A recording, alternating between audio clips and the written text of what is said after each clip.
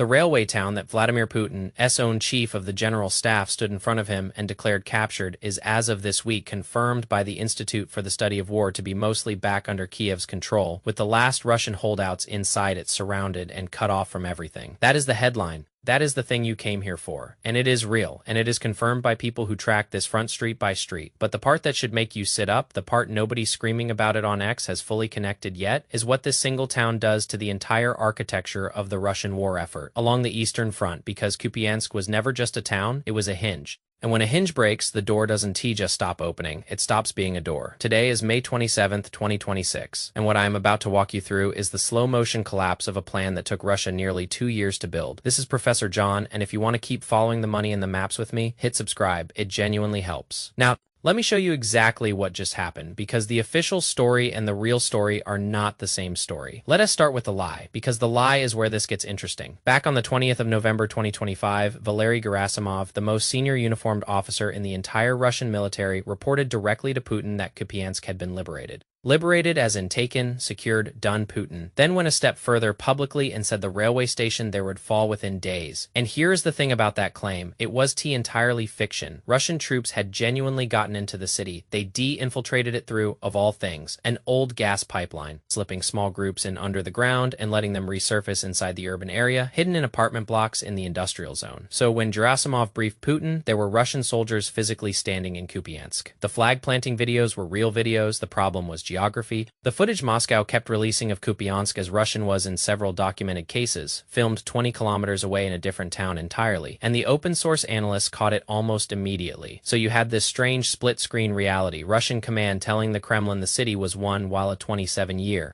old Ukrainian intelligence officer was already inside it, methodically clearing buildings room by room in the rain. That gap. Hold on to that gap, because it is the whole story in miniature. The distance between what Russian commanders tell Putin and what is actually happening on the ground. That distance is, I'd argue, the single most dangerous thing in the Russian military right now. More dangerous than any drone. We come back to it. So what actually happened in Kupiansk, Ukraine did something that on paper sounds almost passive. They didn't storm it. There was no grand frontal assault, no armored thrust rolling in to retake the city in a day for the cameras. Instead, Ukraine's command created a dedicated strike group. They called it Kartia, pulled from assault brigades, a mechanized brigade, an assault regiment, and the Defense Intelligence Foreign Legion. And what this group did was quieter and far more lethal than a charge. They advanced to the Oskil River, the river that splits Kupiansk in two, and they cut every single ground route into the city. Then they found the pipeline, the secret one, the underground artery the Russians had been using to feed men into the urban core, and they took control of its exits. They sealed it, and once the roads were gone and the pipeline was gone,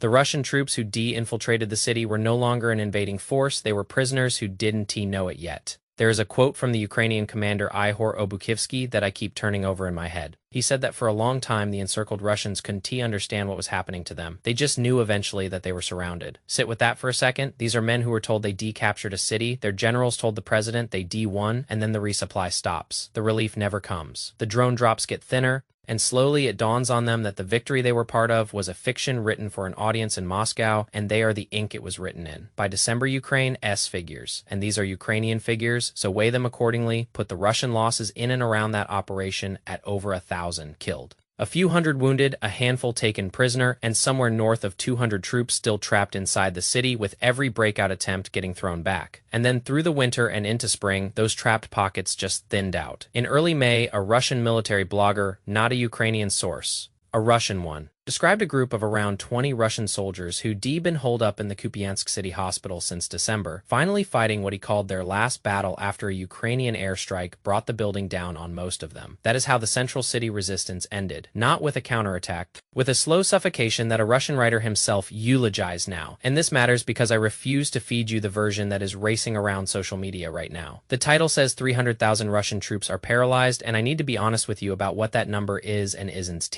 There were not 300,000 men encircled in Kupiansk. Anyone telling you that is selling you a fantasy, and I am not in that business. The number that was actually surrounded inside the city was small, hundreds, not hundreds of thousands. But here is why the bigger number is the one that should actually scare Moscow, and why Kupiansk is genuinely a strategic event and not just a feel-good map update. The 300,000 figure is roughly the scale of the Russian force committed across this whole northern to eastern theater. The army group whose entire offensive logic ran through the assumption that Kupiansk would be theirs. And that assumption is now dead. The men aren't physically trapped. The plan is the paralysis, not bodies in a pocket, a strategy with its central support beam knocked out. Let me explain why a railway town carries that kind of weight. Because if you don't understand the logistics, you never understand the war. Kupiansk sits on one of the most important rail junctions in eastern Ukraine. Rail is everything in this conflict. Russia's military runs on trains the way an older army ran on horses, shells, fuel, replacement troops, armor. It all moves by rail until the last possible moment and only then transfers to trucks for the final dangerous stretch to the front. Kupiansk was the knot where several of those threads came together. Control it and you have a launching pad to push south toward Lyman, west toward Kharkiv. And to feed the broader grinding campaign against the Donbass, it was meant to be the gate. Open the gate and Russian supply and Russian maneuver flow through it in 3 directions at once. That was the design, a kind of half-moon,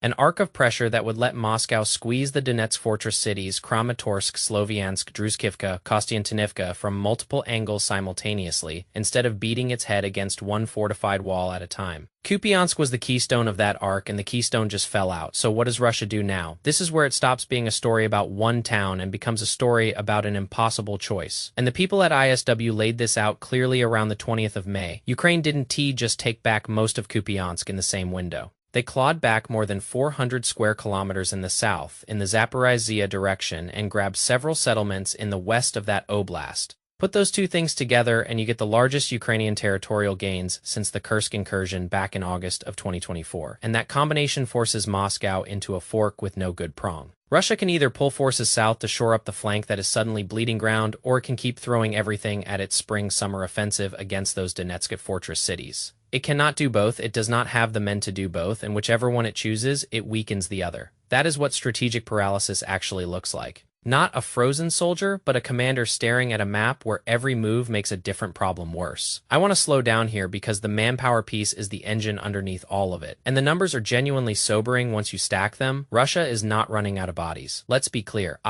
It is a country of 140 million people, and it has been buying soldiers with sign-on bonuses that in some regions dwarf years of normal wages. But it is running into a different wall, the wall between recruitment and attrition. In the first quarter of 2026, the Russian Ministry of Defense signed around 70,000 new military contracts. That sounds like a lot until you put it next to the losses. Ukrainian and Western estimates of Russian casualties in that same Donetsk region for the same quarter run past 90,000, with confirmed killed and wounded in the tens of thousands. One outlet crunched it down to a figure I haven't been able to stop thinking about. Russia losing something on the order of 300 soldiers for every square kilometer of Donetsk it is trying to take, and over the previous 6 months by that accounting, Russia made essentially no tactical gains in that region at all. Approached one of the 4 fortress cities, entered none of them. You see the scissors closing, recruitment going one direction, casualties going the other, and the gap between the two lines is where an army's future lives or dies. Ukraine's defense minister said back in early May that they hit their target of inflicting casualties faster than Russia could recruit, and then raised the bar, set a new goal of 50,000 Russian casualties a month. Whether they hit it or not, the intent tells you the strategy. Ukraine has shifted from trying to hold ground to trying to bleed the Russian army faster than Moscow can refill it. And the drones are how they're redoing it. Here is a number that genuinely stopped me in just the first 19 days of May. Ukrainian drones alone, not artillery, not ground combat, just drones, struck over 19,000 Russian personnel, according to data from Ukraine's own battlefield management system, as cited by the commander of their unmanned systems forces. He projected that drone strikes by themselves would account for more than 34,000 Russian casualties by the end of the month. And that is before you add in the artillery, the rear area strikes, the regular infantry fighting. Think about what that means. A class of weapon that barely mattered 3 years ago is now on its own inflicting casualties, at a rate that rivals what entire artillery armies used to manage. The whole calculus of how you take ground has been rewritten. And Russia's doctrine, mass infantry, frontal pressure, except the losses, is colliding with a battlefield where mass is just a bigger target. And Kupiansk is the proof of concept. That is what I want you to take from this. It is not that one town changed hands. Towns change hands. It is the method. Ukraine retook a city the Russians had physically entered without a bloody frontal assault by cutting logistics, sealing infiltration routes, saturating the area with drones and precision strikes, and letting the encircled force collapse under its own isolation. They did to Kupiansk in miniature what they now trying to do to the entire Eastern Russian army group in macro. Find the supply lines, cut them, and let the math do the killing. Let me pull back to that gap I told you to hold on to. The distance between what Russian commanders report and what is actually true.